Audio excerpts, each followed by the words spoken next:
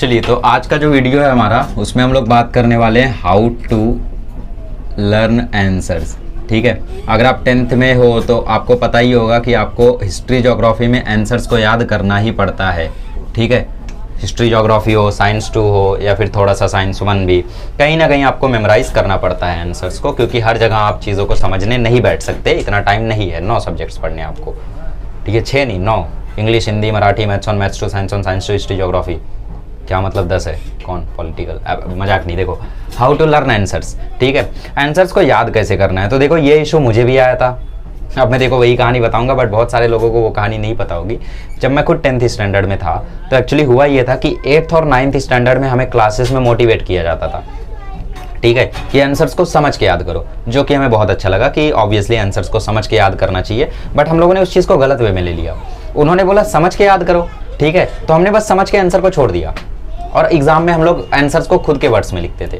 ठीक है, जैसे मान लो लिखा हुआ है कि भाई इस चीज़ की खोज 1964 में हुई, ये चीज़ को ऐसे ऐसे बनाया गया, वैसे वैसे किया गया, ये ऐसे हुआ, तो उसको हम लोगों ने मान लो समझ लिया। तो एग्जाम में हम बस वो ये याद करके जाते थे कि 1964 आएगा। ठीक है, अब वहाँ पे खोज की गई, ठीक है, तो डिस्कवर्ड, इन्वेंटेड, ये अब हम लोग वहाँ पे कुछ भी लिख के चले आते थे। बट ये गलती आप अगर एग्जाम में, क्योंकि दोनों में फ़र्क है। ठीक है, कोई चीज़ बनाई गई तो वो होता है इन्वेंशन, कोई चीज़ खोजी गई तो वो होता है डिस्कवरी। ठीक है, जैसे मान लो बल्ब है, तो बल्ब बनाया गया तो उसका इन्वेंशन हुआ। ऑक्सीजन है, ऑक्सीजन पहले से था तो उसकी डिस्कवरी हुई। ठीक है, जो चीज़ पहले से मौजूद है, जो चीज़ पहले से मौजूद है उसको अगर आप ढूंढ लेते हो तो वो होती है डिस्कवरी। ठीक है, जैसे मैं तुम्हारे घर तुम्हें ढूंढने आ जाऊँ तो मैंने तुम्हें डिस्कवर किया। ठीक है, बट ठीक है, अच्छा, तो बेसिकली अगर मैं कोई नई चीज़ बनाता हूँ, कोई नया इन्वेंशन करता हूँ, कोई नया केमिकल बना देता हूँ, ऐसा कुछ हो जाता है, तो बेसिकली उसे कहेंगे इन्वेंशन। तो दोनों में फ़र्क है। तो कहीं ना कहीं इंपॉर्टेंट होता है कि आप आंसर को समझो बट उसे याद करो, लेकिन हमने उसे गलत वे में ले लिया, हम सिर्फ समझ के छोड़ दिया करते थे। ठीक है, आंसर्स को खुद के वर्ड्स में कुछ भी लिख कर आ रहे हैं, आधा सही आधा गलत, कुछ भी हो रहा है। इसकी वजह से मेरे हिस्ट्री ज्योग्राफी के मार्क्स में काफ़ी फर्क पड़ा था। जैसे मेरे हिस्ट्री में 60 में से 42 नंबर आए थे 9th में। ठीक है, तब हमारा जो पेपर था वो 100 मार्क्स का हो गया था मेरे 9th स्टैंडर्ड में। 10th में 80 मार्क्स का दोबारा हुआ था। ठीक है, वो एक साल काफ़ी खतरनाक था उसमें अपना 9th अच्छा हुआ, फंसा, 10th नहीं फंसा ना। 90 लाना काफ़ी मुश्किल होता। और ज्योग्राफी में भी 40 में से कुछ 26 या 24 ही आया था मेरा। ठीक है, तो बेसिकली जो आपके मार्क्स है ना, वो इस पे मैटर नहीं करते कि आपने कितना आंसर को समझा है, आपके मार्क्स इसी पे मैटर करेंगे कि आपने कितना अच्छा आंसर को लिखा है।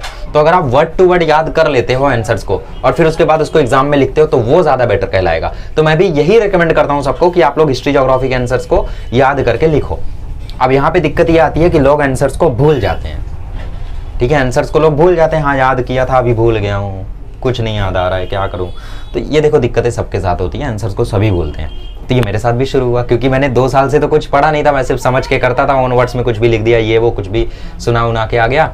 8th 9th में ऐसा ही चला। लेकिन जब 10th स्टैंडर्ड आया तो उसमें मुझे पता था कि भाई देखो, बोर्ड एग्जाम में अगर स्कोर करना है तो मुझे ये गलती नहीं करनी है, मुझे आंसर को याद करना है। ठीक है, मैंने एक बार पूछा भी सर से कि सर समझ के खुद के वर्ड्स में लिखूं या डाइजेस्ट से लिखूं, तो सर को पता ही था यार बच्चे कैसे हैं।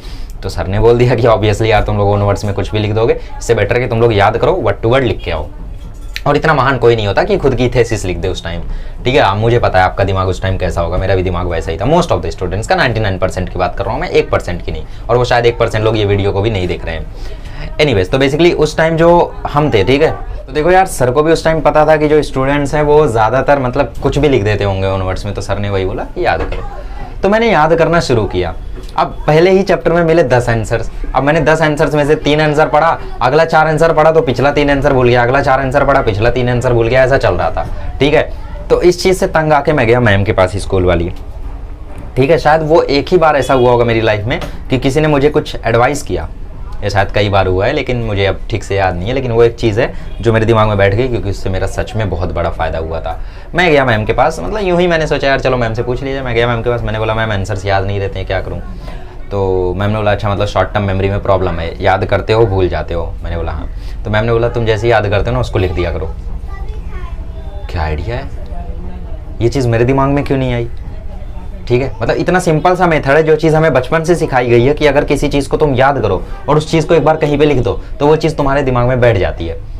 ये चीज़ दिमाग में आई क्यों नहीं, इतनी बेसिक सी चीज़, और वो बेसिक सी चीज़ मैम ने बताई। ठीक है, इसीलिए लाइफ में मतलब आप लोग बड़ी बड़ी स्किल्स सीख लेते हैं, बहुत कुछ कर लेते हैं लाइफ में, लेकिन अपने कुछ बेसिक नियमों को भूल जाते हैं। अगर आप उन बेसिक्स पर काम करो ना, बेसिक्स पर, तो भी आप लाइफ में बहुत कुछ कर सकते हो।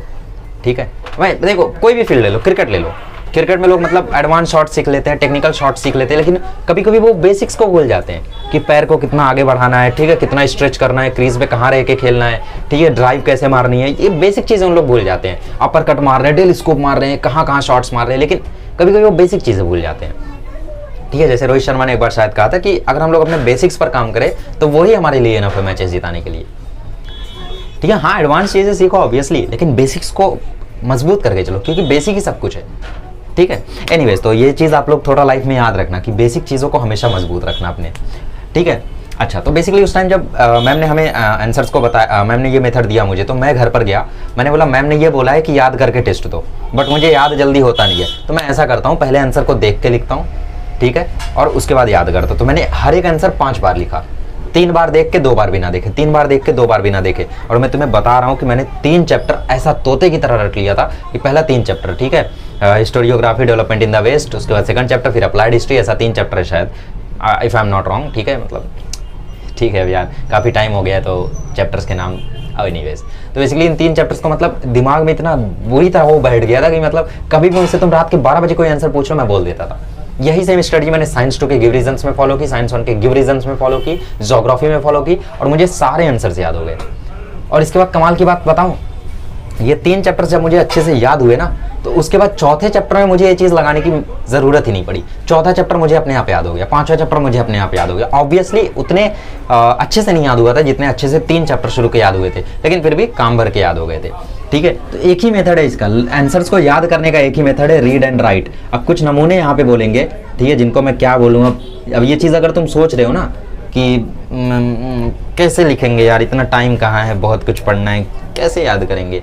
अरे भैया, मैंने एक एक आंसर 5 बार लिखा था, मैं तो तुम्हें 3 बार लिखने बोल रहा हूँ, 1 बार देख के 2 बार बिना देखे बस। और कॉन्सेंट्रेशन से लिखो, ये नहीं गाना सुन रहे हो, चैटिंग कर रहे हो, व्हाट्सएप चला रहे हो, इंस्टा चला रहे हो, रील देख रहे हो, ये सब मत करो। मोबाइल को साइड में रखो, डाइजेस्ट खोलो, आंसर देखो, लिखो, आंसर देखो, लिखो। यही स्टडी टेबल है मेरा, इधर ही मैं बैठता था। ठीक है, और ये सामने मतलब स्टूडियो में कन्वर्ट हो गया। अभी ये पहले मेरा स्टडी रूम था, तो मैं यहीं बैठता था, यहीं बुक को रखता था, मेरे पास फ़ोन नहीं था। ठीक है, मेरा फ़ोन मैंने 11th में लिया, तो मम्मी का फ़ोन था, उससे सिर्फ मैं गेम खेला करता था, क्लैश ऑफ क्लैन। अब क्लैश ऑफ क्लैन अगर आपको खेलना है तो वो पढ़ते टाइम तो आप खेल नहीं सकते, म्यूज़िक सुनने की कभी आदत थी नहीं। ठीक है, मतलब उस टाइम हेडफोन वगैरह भी नहीं थे, तो मैं म्यूज़िक सुनता नहीं था, हालांकि पसंद थे लेकिन सुनता नहीं था।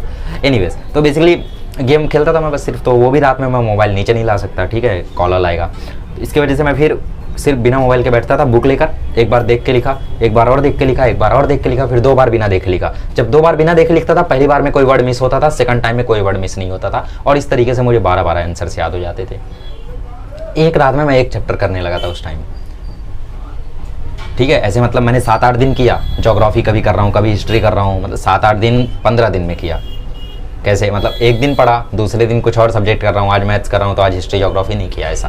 तो उसके बाद मुझे अपने आप हैबिट पड़ गई, फिर मुझे वो रीड एंड राइट वाला फॉर्मूला लगाने की ज़रूरत नहीं पड़ी। तो जो लोग भी मन में सोच रहे हैं ना कि बहुत ज़्यादा टाइम जाएगा, कुछ नहीं जाएगा भाई, कुछ नहीं जाएगा, और पक्का तुम्हें याद होगा, लिख के ले लो तुम। ठीक है, जिसको लग रहा है बहुत ज़्यादा टाइम जाएगा, उनको मैं बता दूँ कि ये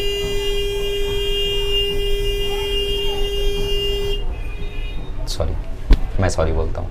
ठीक है, तो जिसको भी लग रहा है उसका बहुत सारा टाइम जाएगा, तो उसको मैं बता दूं कि मुझे सिर्फ 3 घंटे जाते थे, और दिन के 3 घंटे कुछ भी नहीं है तुम्हारे।